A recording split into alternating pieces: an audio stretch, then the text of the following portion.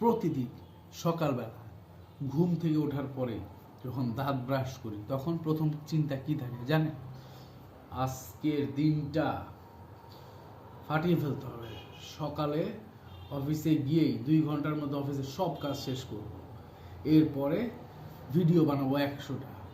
এরপর বিকালবেলা জিম করব। তারপর হচ্ছে বাইরে বেড়াতে যাব। তারপর রাতে এসে একটু রান্না বান্না করব কিছুটা নিজের মতো করে। এরপর মুভি দেখব। ঠিক আছে, ব্যাস 12টা বেজে গেলে ঘুমিয়ে যাব। আর সন্ধ্যার দিকে বাস্তবতাটা কি দাঁড়ায়? সারাদিনে অফিসের কাজের 10%ও হয়নি, বোধহয় বসেছিলাম বা ঝুমুচ্ছিলাম, ঘুমটাই বেশিক্ষণ হয়। আর তারপরে বাকিটা না বললেও চলবে, বুঝতেই পেরেছেন।